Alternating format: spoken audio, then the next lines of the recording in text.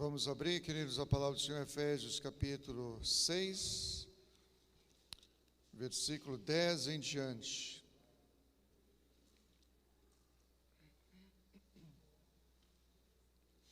No demais, irmãos meus, fortalecei-vos no Senhor e na força do seu poder, revesti-vos de toda a armadura de Deus, para que possais estar firmes contra as astutas ciladas do diabo. Porque não temos que lutar contra carne e sangue, mas sim contra os principados, contra as potestades, contra os príncipes das trevas deste século, contra as hostes espirituais da maldade nos lugares celestiais. Portanto, tomai toda a armadura de Deus, para que possais resistir no dia mau, e havendo feito tudo, ficar firmes. Estai, pois, firmes, tendo cingido os vossos lombos com a verdade, e vestida a couraça da justiça, e calçado os pés na preparação do evangelho da paz, tomando sobretudo o escudo da fé, com o qual podereis apagar todos os dardos inflamados do maligno.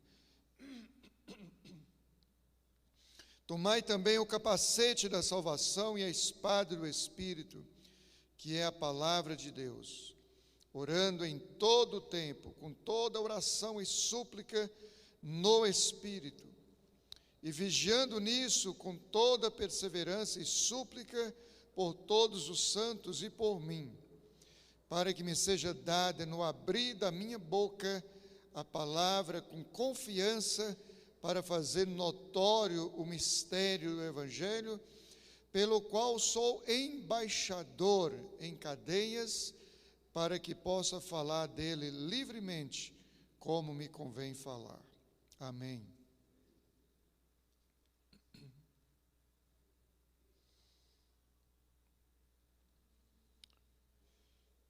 Meus irmãos, o apóstolo Paulo foi grande apóstolo, né, que nós conhecemos, todo mundo já ouviu falar no apóstolo Paulo, talvez seja o personagem bíblico mais conhecido depois de Jesus Cristo. Conhecemos a sua história, o seu processo de mudança de vida, de conversão, ali no caminho de Damasco, e se tornou esse embaixador do Evangelho de Cristo, em tantos lugares, tantas nações, cadeias, enfim. E esse homem, poderoso nas palavras do Evangelho, na pregação do Evangelho, não na demonstração de sabedoria ou coisa semelhante, mas no poder do Evangelho. Este homem,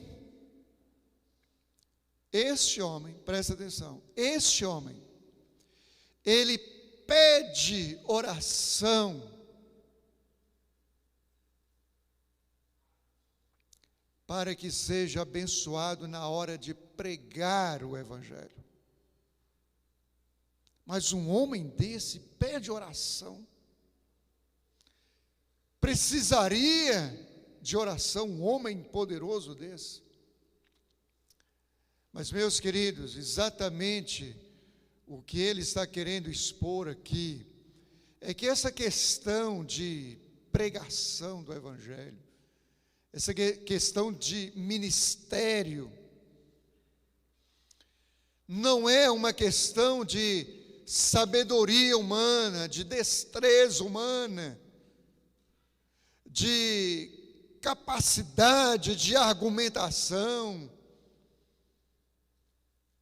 Ele sabia que essa questão do Evangelho, da pregação do Evangelho, era uma questão que extrapolava tudo isso, que sobrepunha tudo isso.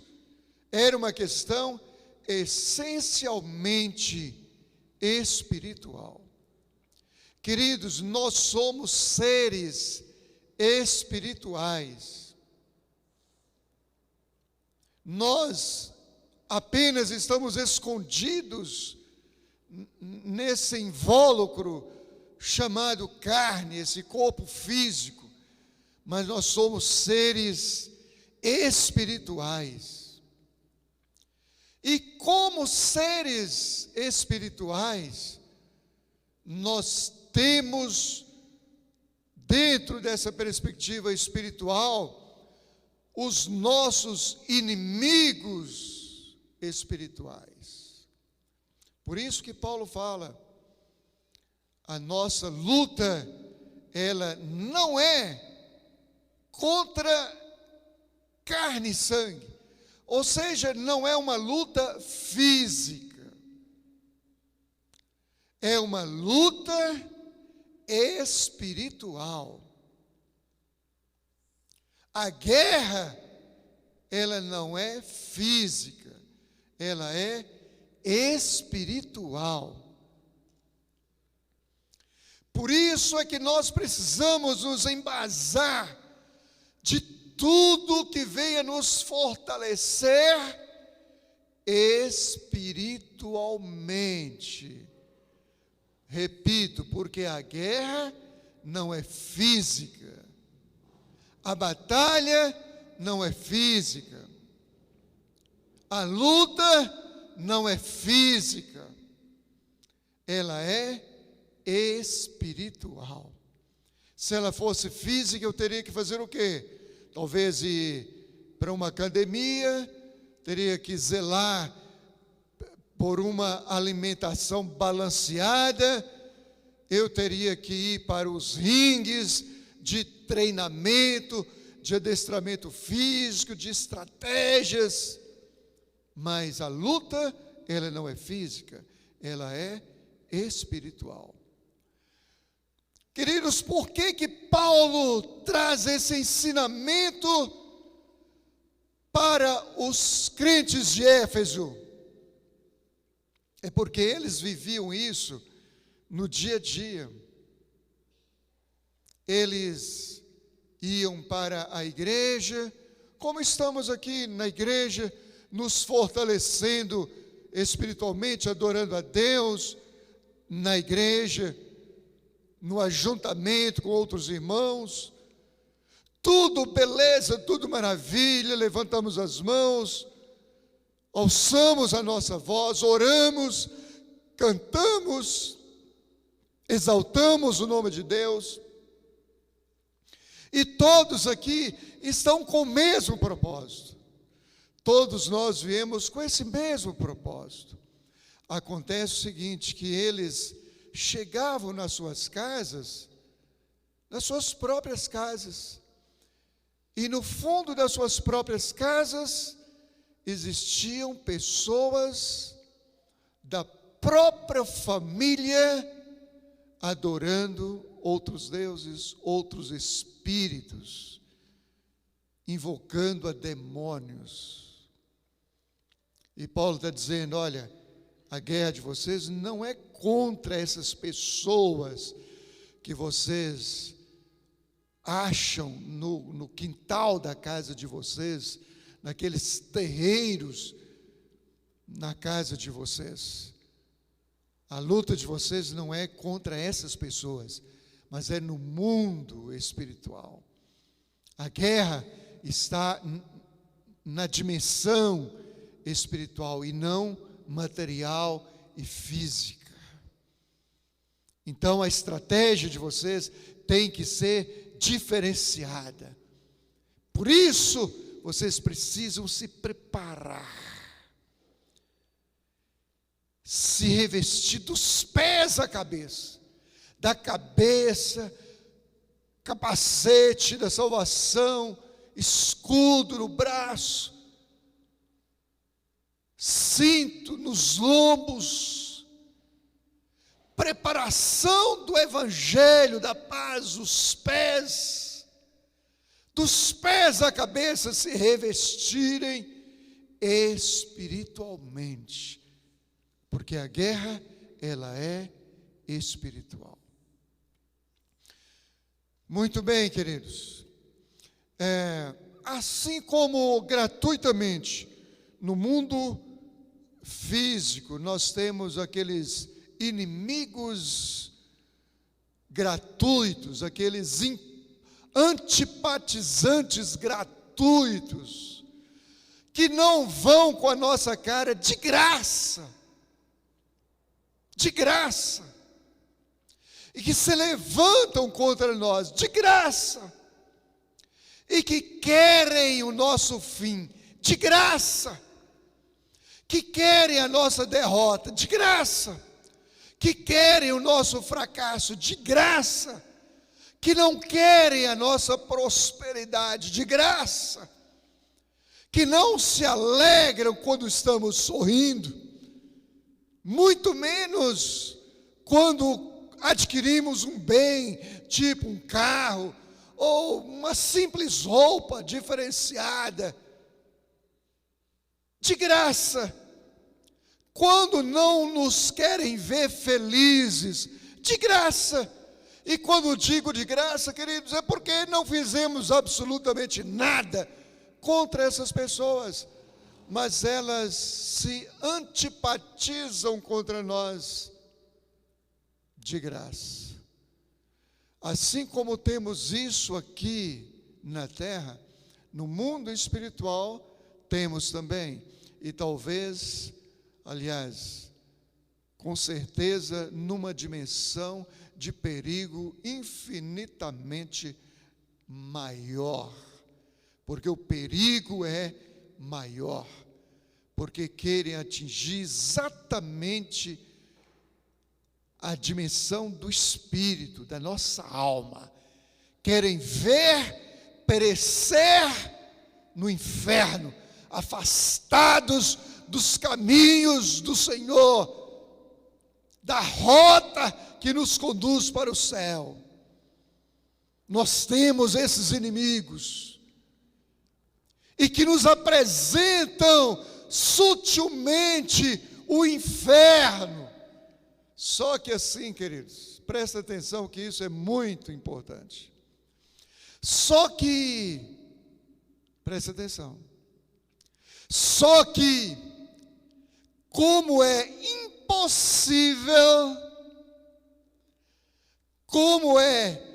impossível tornar a realidade do inferno algo atrativo, algo atraente, algo que nos chame a atenção.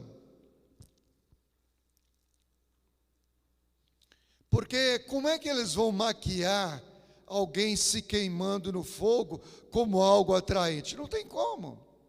Não tem como. Então, como é impossível nos apresentarem o inferno como algo atraente? Aí o que eles fazem? O que o inimigo faz? Nos apresenta um caminho que chega até lá mais atraente. Aí sim é fácil.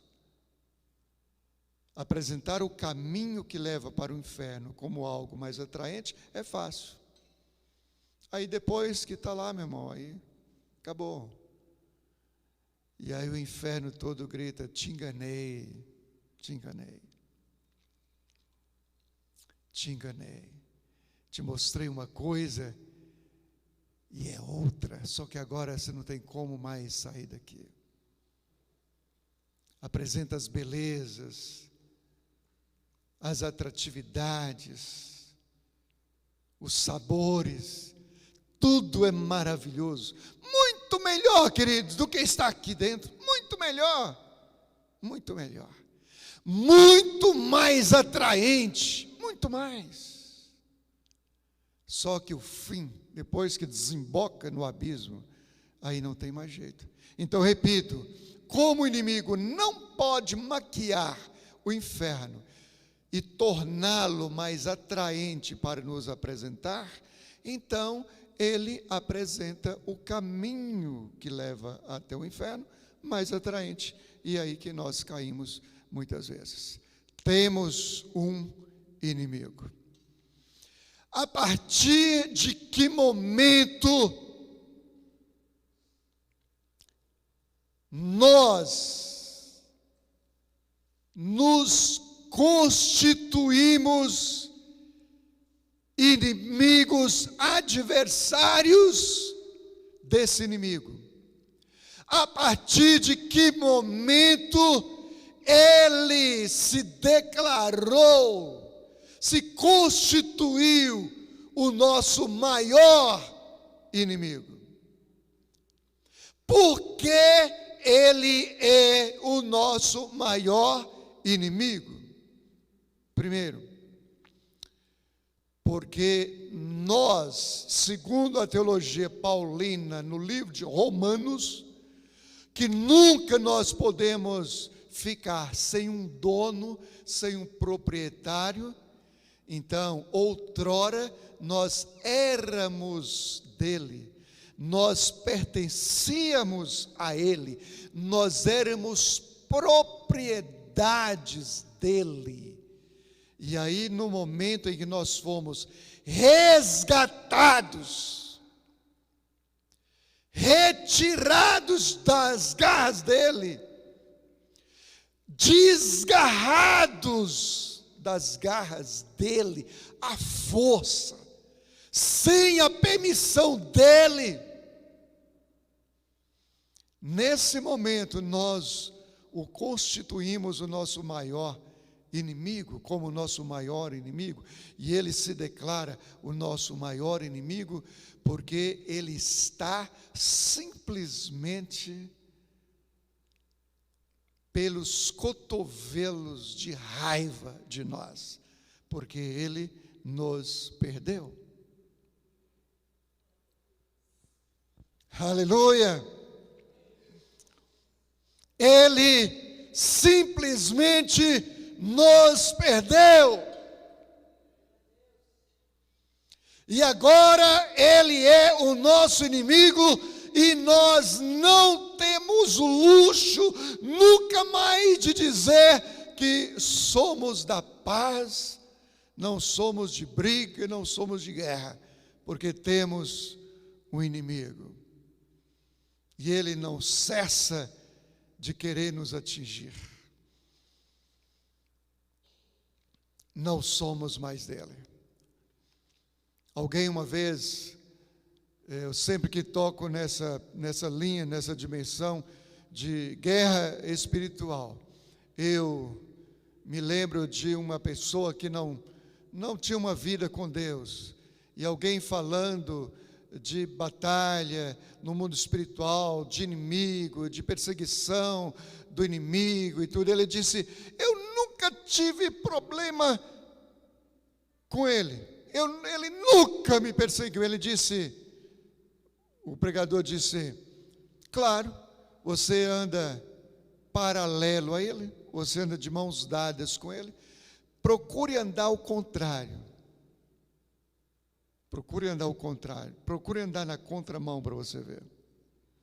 Então, enquanto nós professarmos uma fé de que nós somos de Jesus, que Jesus nos salvou, e que nós não queremos mais nada com Satanás, nem com as suas obras, nem com os seus prazeres,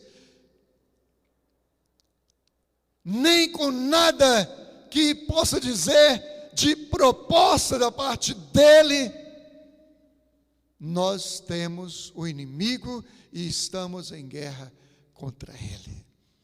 E glória a Deus, porque estamos em guerra contra ele.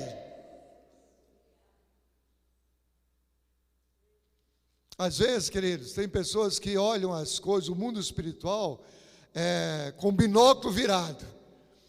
Quando vê Satanás perseguir muito a igreja, aí fica, porque Satanás, eu vi muitos demônios naquela igreja, eu vi demônio rindo daquela igreja, eu vi demônio atacando a igreja, não sei o quê e tal. Então vê isso como negativo. Claro, se ele está com raiva da igreja, é porque a igreja está incomodando ele.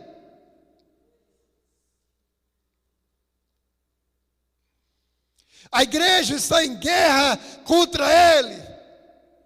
E as portas do inferno não conseguem prevalecer contra a igreja do Senhor.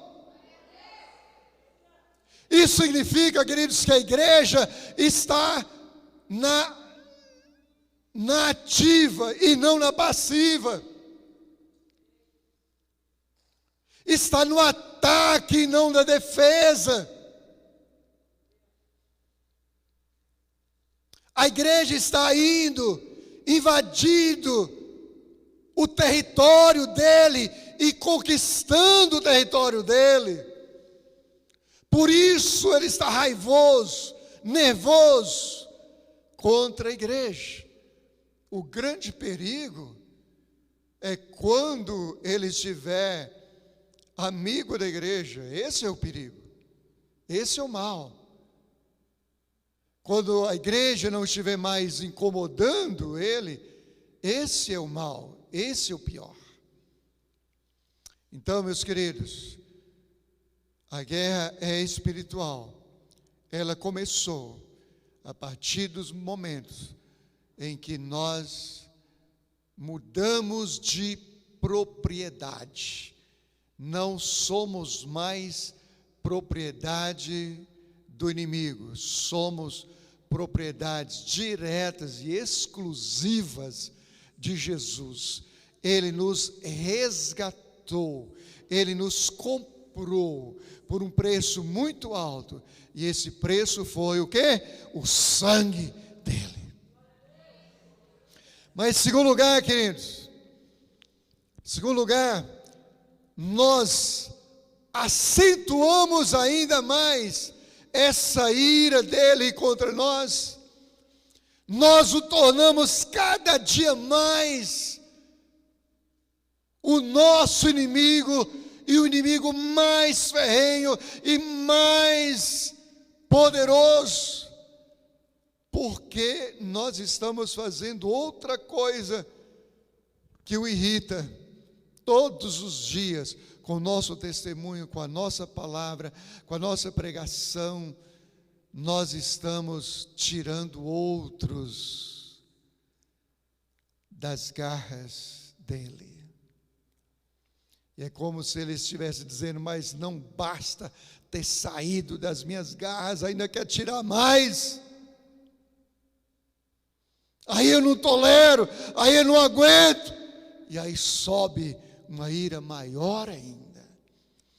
Estava vendo, queridos, hoje ele não está aqui, o nosso irmão Tomás. Vou falar abertamente, que isso não tem problema, que domingo passado estava aqui.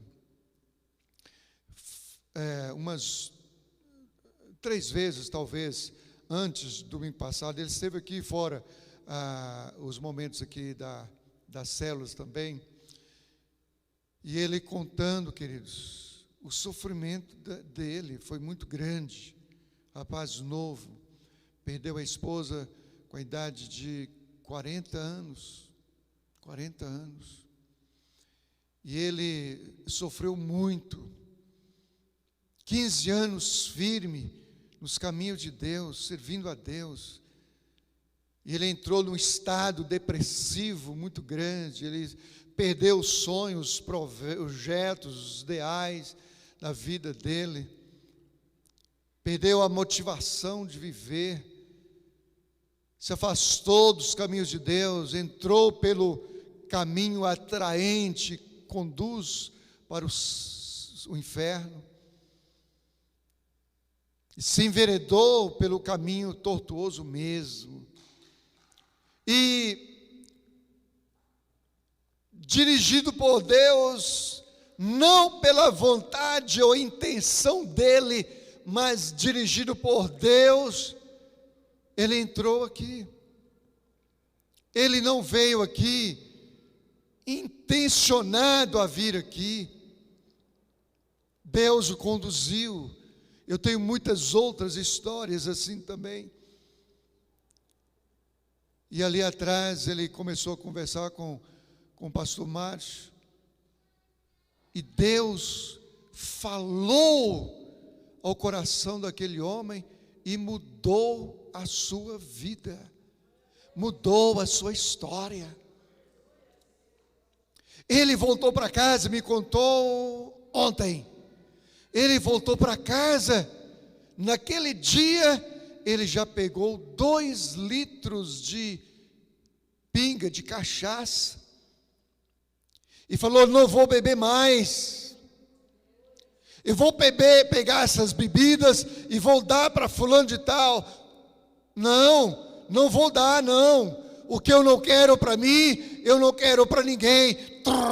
Derramou tudo, jogou fora.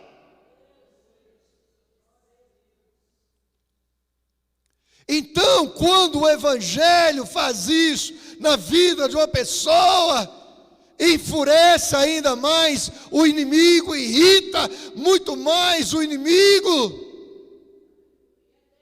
Quando a igreja sai ali para a Praça do Areal, como foi lá no Recanto das Emas, na Rocinha, favelinha, que o Evangelho é pregado, o poder de Deus se manifesta, pessoas que vivem a serviço do inimigo são libertas. Isso torna o inimigo mais inimigo ainda, inimigo mais ferrenho, mais feroz ainda. A nossa luta não é natural, não é física, ela é espiritual. Mas, terceiro lugar, queridos, nós constituímos o nosso inimigo 2 vezes, como nosso inimigo 3 vezes, e ainda mais ferrenho ainda, depois que ele percebe que nós nos alistamos para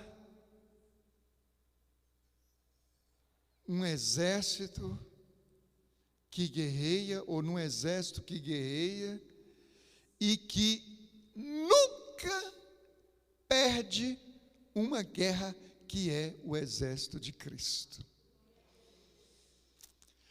Quando ele percebe que nós estamos alistados nesse exército, e que não vamos desistir mais, nunca mais, aí a ira sobe mais ainda.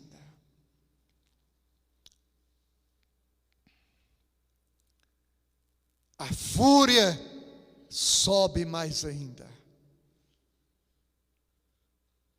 Porque no exército de Cristo, queridos, o capitão, aquele que treina os seus soldados, não é qualquer um, é o próprio Senhor dos exércitos. É Ele que adestra as nossas mãos para a guerra. Está lá no Salmo. É Ele que nos treina para a guerra. Agora, queridos, qual é o soldado treinado pelo próprio Deus que vai para uma guerra e perde uma guerra? Não existe, não pode existir. Não pode. Porque ele treina bem. A menos que eu não me submeta a esse treinamento devidamente. Aí sim eu posso perder. Mas se eu for um bom aluno, não vou perder nunca, nunca, jamais. Agora, meus queridos, é importante sabermos algumas coisas desse nosso inimigo. Presta atenção, porque nós estamos em guerra, queridos. Não é só num momento. Pastor, eu fui numa casa, pastor de Deus, mas foi uma luta, pastor, foi uma guerra. Agora sim, está tudo bem. Meus queridos, nós estamos em guerra, é todos os dias, e às vezes todas as noites.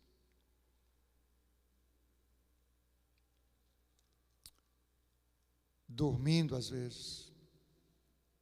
Vou dizer uma coisa para os irmãos, um testemunho rápido. Como eu falo sempre desse grupo de oração, queridos, porque é algo maravilhoso, é algo extraordinário.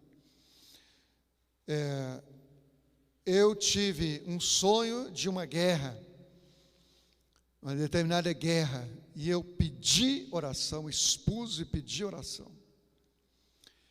Não sei se no dia seguinte, na noite seguinte, ou pouco tempo depois, eu tive o mesmo sonho. Só que o inimigo era uma cobra, uma grande cobra.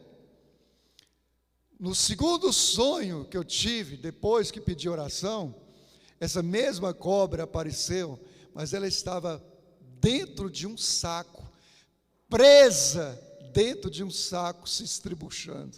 E Deus me deu o discernimento na hora. É o poder da oração que manietou o valente. A gente precisa acreditar, queridos, no poder da oração. A oração do justo pode muito nos seus efeitos. Era uma cobra grande, ela estava dentro do saco, ela se estribuchava, só via o vulto dela tentando sair, presa lá. E quando eu acordei, Deus me deu discernimento. São as orações dos santos, do povo de Deus. Então, queridos, presta atenção, nós precisamos conhecer o inimigo. Uma coisa que eu preciso entender, querido, a respeito do inimigo é o seguinte. Primeiro, ele pensa. Ele pensa. Se ele pensa, ele raciocina. Ele é, queridos, milenarmente mais espiritualmente evoluído do que nós. Posso todas as coisas naquele que me fortalece. É em Cristo que nós podemos todas as coisas. Em Cristo somos mais do que vencedores, mas é em Cristo, não é sozinhos em nós mesmos. Por isso é que nós precisamos entender o inimigo um pouco. Ele pensa, se ele pensa, logo ele pode variar as suas estratégias para nos atingir. Ou será que a gente pensa que ele é idiota, besta? Para oferecer para mim, por exemplo, Valmir Pereira de Oliveira aqui, um baseado de cigarro, de maconha, seja o que for. Ele não é bobo, porque eu não vou cair. Sabe por que eu não vou cair, queridos? É porque se alguém passar lá na rua fumando, e eu sentir aqui, eu já tenho falta de ar, aquilo me sufoca. Então jamais eu iria colocar uma imundície dessa na minha boca. Mas ele poderia me pegar distraidamente. Ele poderia pegar alguém da minha confiança distraidamente para me atingir. Porque o que os irmãos acham que ele está fazendo, rugindo ao nosso derredor, buscando a quem possa tragar, é nos estudando para ver o nosso ponto fraco e o momento certo para agir. Ele pensa, a gente precisa entender isso, ele pensa. Ou a gente acha que ele vai usar a mesma estratégia a vida inteira, a vida inteira, a vida inteira. Não é não. Não é não. Ele sabe o nosso ponto fraco. Ele sabe o que mais nos atinge. O que mais nos atinge é uma palavra do filho? É uma palavra do cônjuge, da esposa, do marido? É a palavra de um amigo? É a palavra do próprio pastor, às vezes? O que é que me atinge muito? O inimigo pode pegar alguém distraído e usá-lo. Por que a Bíblia fala para não dar lugar ao diabo? Porque se der, ele usa. Tem muita gente, queridos, que por descuido, mesmo sendo de oração, amanhece de joelhos, vai até o meio-dia de joelhos, orando a Deus. Às vezes, essas mesmas pessoas, em determinados momentos, empresta provisoriamente a sua boca para o diabo. E vai e fala o que nunca deveria ter falado. E fala para a pessoa certinha. Os irmãos já viram pessoas que o tempo inteiro fica falando, porque tem fofoca, tem fofoca, tem fofoca, tem fofoca. Meu Deus, onde é que está isso que eu não estou vendo? Tem fofoca, porque fulano, o tempo inteiro. Sabe onde é que está a fofoca? Está na própria pessoa. Ela que ama isso, que gosta disso, que é atingida por isso. Por que o outro não vê? Porque eu estou dando ouvido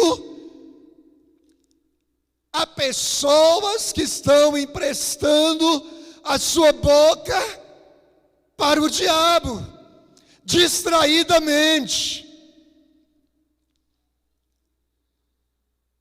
Se alguém chegar para você e dizer, olha, deixa eu te dizer uma coisa aqui, fulano de tal disse que você é feio. É? Ô meu irmão, vem aqui, vamos orar junto por ele. Deus abençoa aquele irmão, Senhor, aquela irmãzinha, Deus, abençoa para que ela veja a beleza que há em mim. Deus, cura os lábios dela, Senhor, ponha guarda nos lábios dela. Aí ora uma hora, duvido se ela vai trazer mais conversinha que não edifica, que não traz nenhum benefício para ninguém.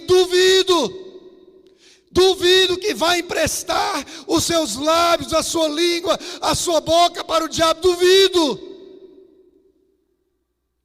Mas se nós nos descuidarmos, ele usa. Então o que o inimigo faz? Como ele anda ao derredor, rugindo como leão, buscando quem possa tragar. Ele viu, esse aqui eu posso. É uma pessoa de oração, de muita oração. Qualquer um vai acreditar numa pessoa dessa. Mas acontece que estava distraído e emprestou a boca. Aí falou. Foi fulano que disse? Claro que é verdade, fulano de tal. Mulher de oração, é um homem de oração, um homem de Deus. Jamais iria inventar isso. Então é verdade, é verdade. Queridos, ele pensa. Se ele pensa, ele pode mudar a estratégia. Ele não é idiota para usar a mesma estratégia a vida inteira.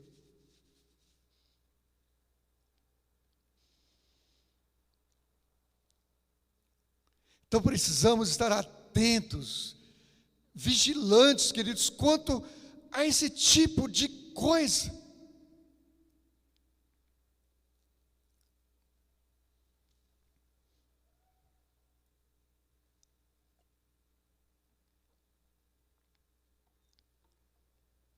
Agora, queridos, prestemos atenção numa coisa. Como nós estamos em guerra todos os dias, nós precisamos também nos revestirmos todos os dias, conforme o texto diz, dos pés à cabeça. Todos os dias. Sabe por quê, queridos, que nós precisamos nos revestir todos os dias?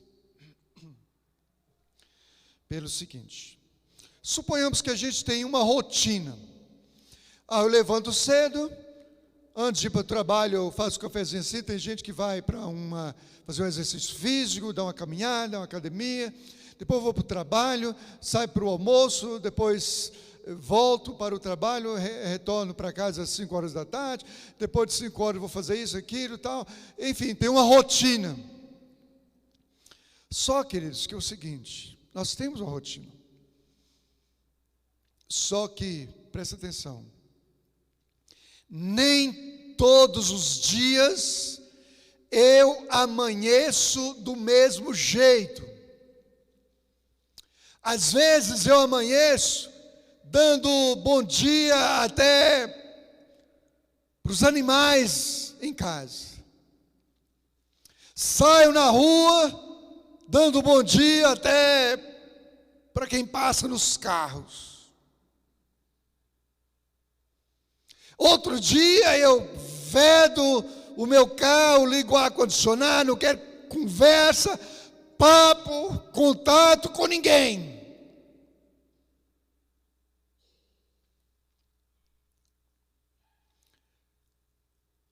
Quando eu chego no trabalho, encontro meus colegas de trabalho, dizendo: bom dia, pastor, tudo beleza? No outro dia eu chego, ele pode estar emburrado, chateado, com um problema. Nós somos as mesmas pessoas, mas podemos estar com estado emocional ou espiritual diferente. Nós podemos estar com estado emocional e espiritual, físico também, do mesmo jeito, mas as pessoas que nos cercam podem não estar do mesmo jeito. Por isso é que nós precisamos nos revestir todos os dias. Aquela pessoa que nunca nos ofendeu no trabalho, na rua, na vizinhança, na escola, a gente pode chegar lá e pode nos ofender. Se a gente não estiver revestida de Cristo, a gente vai ser atingida. Então, assim como estamos em guerra todos os dias, nós precisamos nos revestir de Cristo todos os dias. Estou indo para o trabalho. Senhor, me cubra, Deus, me cubra com a tua bênção. Me cubra, me joga um manto sobre a minha vida e me proteja. Me coloque, Deus, numa redoma de proteção. Coloque guarda nos meus lábios, para não falar besteira, nos meus olhos, para não enxergar as coisas erradas, os meus pés, para não andar para caminhos tortuosos, as minhas mãos, para não tocar nada que não seja para ser tocado. Me cubra, Senhor, me cubra. Queridos, deixa eu dizer uma coisa para vocês. Se a gente não vigiar, sabe o que acontece? Eu já disse isso aqui uma vez. Se a gente não vigiar, você sai daqui, que culto maravilhoso. Eu ouvi tanta coisa maravilhosa, que culto abençoado. a bênção não consegue nem entrar no carro. Estou falando a verdade. Às vezes a bênção fica na porta do carro. Porque quando um pegou o carro, já está lá buzinando, aquela buzina de afronta mesmo. Aí quando você entra, já entra por aqui de raiva, de aborrecimento, e quando depois que entra, canta pneu, e aí o pau quebra até chegar em casa, e à noite, aí no outro dia o dia já também não presta. Às vezes a bênção não entra nem dentro do carro. Quanto mais durar até o próximo culto, por assim dizer. Quanto mais durar uma semana. Por isso é que precisamos nos revestir todos os dias. Todos os dias. Porque o projeto, querido, do inimigo não é, queridos, eu vou encerrar. O projeto do inimigo não é tomar a nossa casa, não é tomar o nosso carro, não é tomar a saúde. Não. O projeto do inimigo não é bem esse, queridos. Muito pelo contrário. O projeto do inimigo é tomar a nossa alma. O projeto dele é tomar a nossa alma. Por que os irmãos acham que tem pessoas aí com vozes extraordinárias, lindas, atraentes, que saem da igreja e vão servir o inimigo com o dom que Deus deu, e no auge da fama, da grana, morre de forma trágica? É porque ele dá tudo, ele mostrou o caminho. Como eu não pude mostrar o inferno como algo maravilhoso, bonito, lindo, não tem como transformar, então eu vou mostrar um caminho maravilhoso, da fama, do sucesso, do dinheiro, da grana, da mulherada, de toda, beleza, oh maravilha. Aí quando tem tudo, riqueza, fama, tudo, agora está na hora. Só para fechar, queridos. Mamonas assassinas. Sabe o que significa mamona? Literalmente mamona no grego. É o Deus da riqueza. Um demônio que é o Deus da riqueza. Mamona. No grego é mamona. Aí eles colocaram o nome de mamonas assassinas.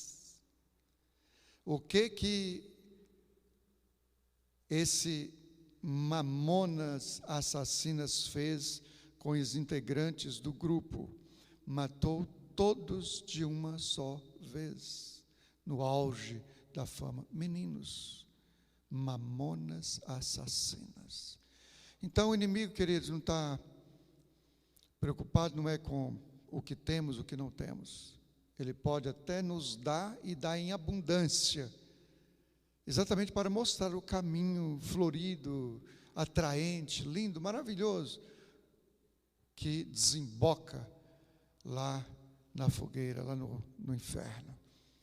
Repito pela terceira vez, como ele não pode maquiar o inferno, mostrar o inferno lindo, maravilhoso, como ele não pode fazer isso? Então ele mostra, ele floreia o caminho para chegar até lá. E é aí que muitos caem, igual um patinho. Estamos em guerra, vigilância, em nome de Jesus Cristo. Vamos ficar em pé, igreja.